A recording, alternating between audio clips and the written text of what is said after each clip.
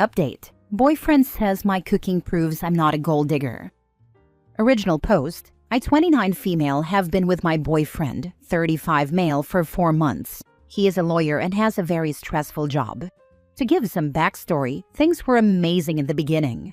He took me to fancy restaurants, cooked dinners by candlelight, and I could tell he was very nervous about making a good impression. He would kiss me from head to toe and tell me that I'm perfect, his princess, etc., etc. It was honestly a bit much. Over time, he became more short-tempered and needed my attention a lot more. I slowly began cooking while he was too busy working to help. Then he could only have sex for 45 minutes before going back to work. One night, I joked that he could only have sex if he worked for it, and he became greatly upset and told me I had crossed a major boundary. Things started to get a little weird. He told me he doesn't usually date women who work in marketing, but it seemed he made an exception for me. Then, sometimes he would power call me if I didn't answer right away, 4 to 5 times in a row. He started becoming a bit jealous. For example, I mentioned that Zach Galifianakis is funny, and my boyfriend's face turned completely dark. I had a friend paint me nude, and my boyfriend said, "I don't know how I feel about someone seeing my woman naked." I mentioned an ex-boyfriend, and he wanted to know what school he went to, then became super defensive and aggravated. Sometimes at night, I turn my phone on airplane mode, and my boyfriend explained that it makes him feel disconnected and unsafe, and asked if I could please check in and check out before doing so. From my understanding, I thought we were dating, until one day he started talking about partnerships and his needs, etc., etc.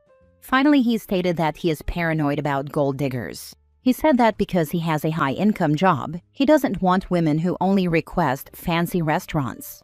He said it's good that I cook for him because it proves that I'm not a gold digger and that I'm not like those other women. The thing is, I don't want to always cook, but now I feel kind of guilted about it. He's become a bit weird about communication, and he will literally say, "Okay, I expect to hear from you by 6 p.m. He said he needs our partnership to be organized and predictable. He needs to know I will respond within a certain time frame, and if I can't do that, it won't work. I just found these exchanges really bizarre." Now for the top advice before reading the update.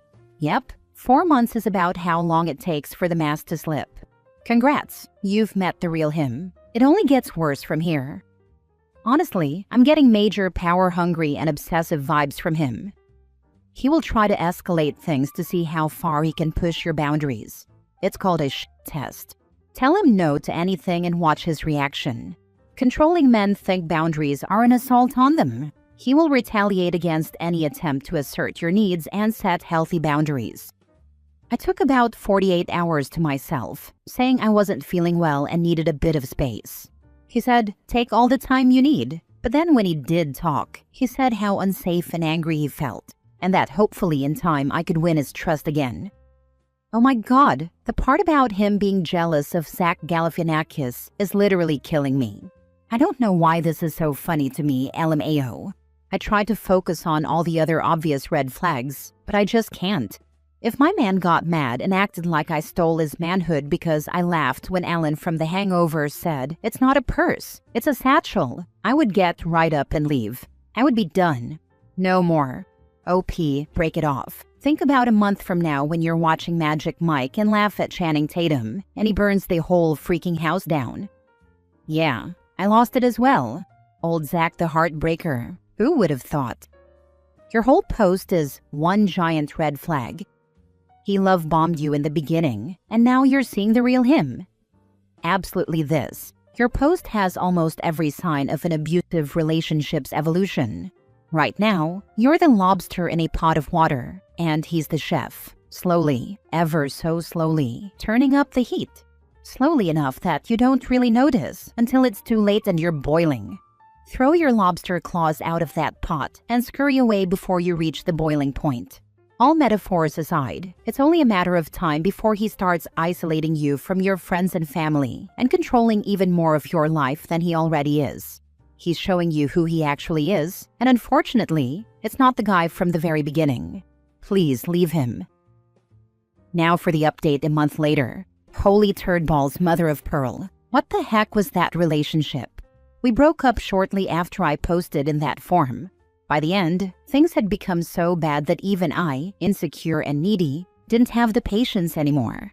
He needed me to comply with all his rules, listen to his work problems, talk him through his anxiety attacks, and cater to him sexually. It was too much. When we broke up, he told me how devastated he was and how important I was to him. He manipulated me by saying we can only be friends and that we should meet just to test the waters. It was the most confusing time of my life. He started creating weird communication rules after the breakup, saying things like, "I need space. I cannot talk now. Contact me in 2 weeks," because he needed to heal. But then he would call me and tell me all about his work problems, how he got a raise, etc., etc. Then he would flip to the other side and angrily tell me, "I never want to be in a relationship with you again. I want to see other people. We are over forever." You know what happened? I woke up. I realized that this man has serious issues that have absolutely nothing to do with me. I can honestly say it felt like being sucked into a freaking vortex, and we only dated seriously for 7 weeks. Exhausting. But all of your comments truly helped me. You all have no idea how many times I read them, pretty much every day. So thank you. Thank you. I'm moving on and feeling strong. Good for you for waking up.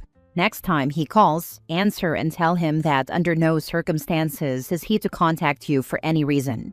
Then block him everywhere.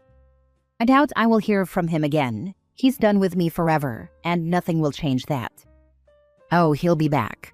I recommend resisting the urge to ask him something like, "Didn't you say we were over forever and nothing would change that?" Because breakups are when men like this kill their exes. Just don't respond. Google extinction burst now so you know what to expect, because that's what he'll do when he can't get a reaction out of you. The longer you wait before responding, the longer he'll bombard you next time. This time will be the shortest amount of time before he stops. Don't read or listen to anything he says. If you catch a glimpse and want to respond, immediately distract yourself with something else until you forget about it. That may take a while. Do not respond under any circumstances. If he threatens you, and I expect he will, make sure you have people you trust nearby whenever possible. Maybe stay with a friend or your parents for a bit. Yep, I dated a guy for 6 weeks who told me that. He stalked me for 5 goddamn years, even while he was married. I was about to say, this is the exact type of guy who turns into a horrible stalker because they desperately crave control, and being dumped pushes them over the edge. Every single man I've dated, with only one exception, contacted me multiple times after we were over. It didn't matter if I was the dumper or if he was. Guys always want to come back. At first, I'd always write back, "No thanks." But then I realized that just encourages them, so I learned to ignore them. Next story. Husband told me it's his house and that I live at his mercy, and I don't know what to do. Yesterday, my husband, 29 male, and I, 28 female, had an argument during which he said something that completely shattered me. He told me that it's his house, that I live there at his mercy, and that I have no right to tell him what to do. All because I asked him to put his clothes in the laundry basket. Hearing that felt like a punch to the gut, especially after everything I've sacrificed to be with him. I gave up my career, left my family and friends, and moved to a foreign country I knew nothing about. And now I'm here without any real support system. He earns a very high salary, and although I also work remotely, I make much less and can't contribute financially in the same way. Since the argument, I've been extremely stressed, so much so that I've been physically sick and throwing up. For the first time, I truly regret the choices I made. He has been apologizing repeatedly, especially after seeing how badly this has affected me, and says he was overwhelmed at work and unfairly took it out on me.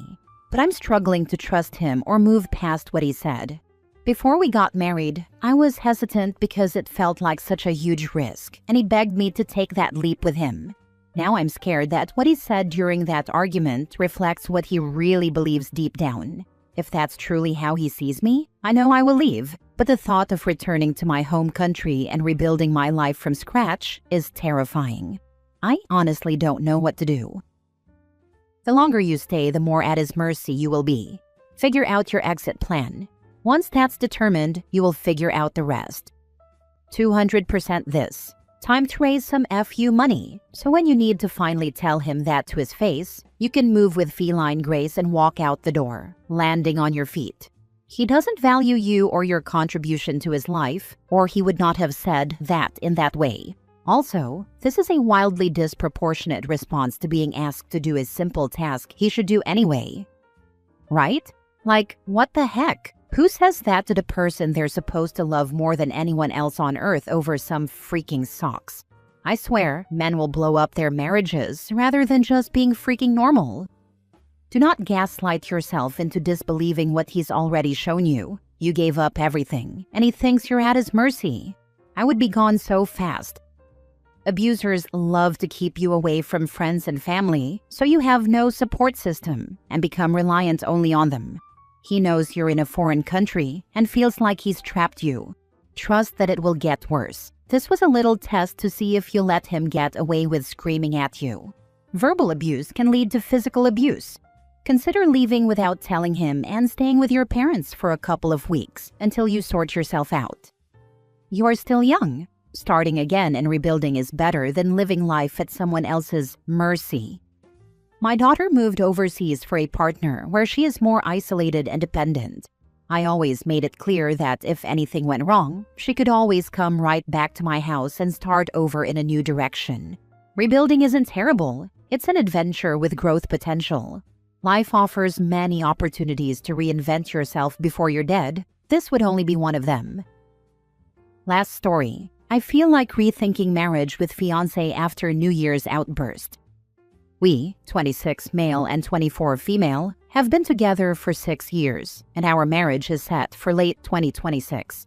She came over for New Year's. Before midnight, she ended up passing out. She sleeps diagonally, so I had no room in the bed. I tried to wake her to move over, but she's a heavy sleeper and that doesn't always work. I ended up going to the couch to sleep, so I'd have more room to stretch out, and I figured I'd let her keep sleeping. At 5 a.m., she came out to the living room. I woke up because I heard the door open. When I glanced over, she looked visibly upset and angry. I followed her to the bedroom, where she told me how upset she felt waking up alone in bed. I tried explaining what I mentioned above. She started getting angrier in her tone, repeating how alone and disregarded she felt waking up alone. I let her know it wasn't cool being woken up to this, and that her tone was really disrespectful. She responded by saying, "I'm not speaking to you disrespectfully." The same trend continued for the next 15 minutes, and at that point, I started getting frustrated with the situation and told her she should have left me on the couch to sleep. That obviously wasn't the right move, because from that point on, the conversation shifted to that remark being the main topic of the argument. As the conversation continued to get heated, I told her, "I'm not going to talk to someone who's being disrespectful to me and brushing off my concerns. I need to sleep, and I don't appreciate waking up to something like this." The conversation continued, and she said, "I can't do that. I'm going to leave, and I'm having a panic attack, and you need to talk to me." At this point, I started speaking angrily and told her she was free to leave at any point, but that she should wait until later in the morning because of all the cops and possibly drunk drivers on the road from the New Year's celebrations. I tried to walk out of the bedroom, and she ended up blocking the door. She's done this before. I gently tried to move her out of the way. I ended up not leaving the room.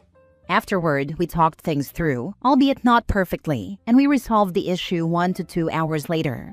After everything, I'm still shocked. She's done similar things in the past, where she will wear me down for an hour. No matter what I say, she won't reflect on how she's speaking to me. When I finally blow up because I've been talked down to for an hour, suddenly I'm the bad guy for speaking to her that way. I'm not perfect. I make mistakes. But moments like these leave me feeling confused, hurt, and lost. I try to communicate what she's doing, and she immediately denies it. I'm scared of marriage because it feels like she can't maturely communicate how she feels without mentally imploding, and sometimes she gets unhinged. Any advice is appreciated.